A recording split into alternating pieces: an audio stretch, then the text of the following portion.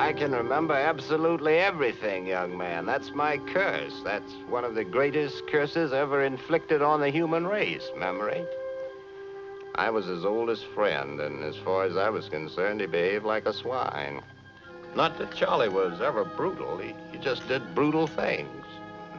Maybe I wasn't his friend, but if I wasn't, he never had one. Maybe I was what you nowadays call a stooge. Mr. Leland, you were going to say something about Rosebud. You don't have a good cigar, do you? I've got a young physician here who thinks I'm going to give up smoking. No, I'm afraid I haven't. Oh, sorry. I changed the subject, didn't I? What a disagreeable old man I have become. You're a reporter. You want to know what I think about Charlie Kane. Well, I suppose he had some private sort of greatness, but he kept it to himself.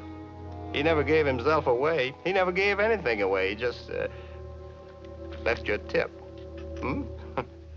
He had a generous mind. I don't suppose anybody ever had so many opinions. But he never believed in anything except Charlie Kane. He never had a conviction except Charlie Kane in his life. I suppose he died without one. It's been pretty unpleasant. Of course, a lot of us check out without having any special convictions about death, but we do know what we leave, and we do believe in something. You absolutely sure you haven't got a cigar? Sorry, Mr. Leland. Oh, never mind. Mr. Leland, what do you know about Rosebud? Rosebud? Oh, his dying words. Rosebud. Yeah, I saw that in the Inquirer. Well, I never believed anything I saw in the Inquirer. Anything else? I can tell you about Emily. I went to dancing school with Emily. I was very graceful. We were talking about the first Mrs. Kane. What was she like? She was like all the girls I knew in dancing school. Very nice girl, very nice. Emily was a little nicer. Well, after the first couple of months, she and Charlie didn't see much of each other except at breakfast. It was a marriage just like any other marriage.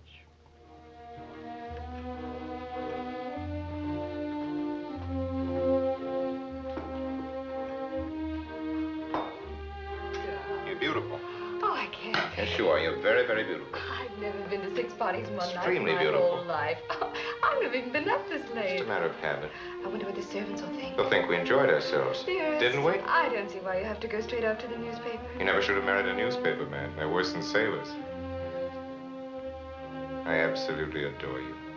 Oh, Charles, even newspaper men have to sleep. I'll call Mr. Bernstein, have him put off my appointments until noon.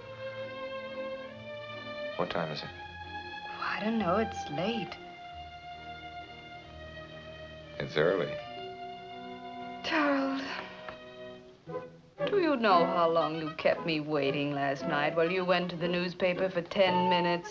What do you do on a newspaper in the middle of the night? Emily, my dear, your only correspondent is the Inquirer. Sometimes I think I'd prefer a rival of flesh and blood. Oh, Emily, I don't spend that much time on the newspaper. It isn't just the time. It's what you print.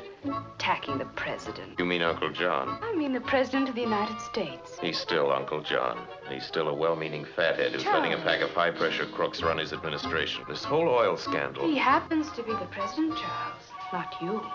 That's a mistake that will be corrected one of these days. Your Mr. Bernstein sent Junior the most incredible atrocity yesterday, Charles. I simply can't have it in the nursery. Mr. Bernstein is apt to pay a visit to the nursery now and then.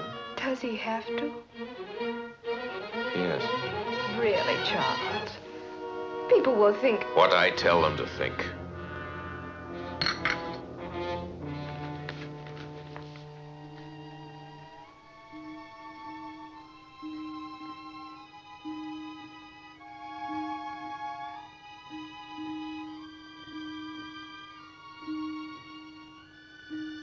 Wasn't he ever in love with her? He married for love. Love. That's why he did everything. That's why he went into politics. It seems we weren't enough. He wanted all the voters to love him, too. That's all he really wanted out of life was love. That's Charlie's story, how he lost it. You see, he just didn't have any to give. Oh, he loved Charlie Kane, of course. Very dearly.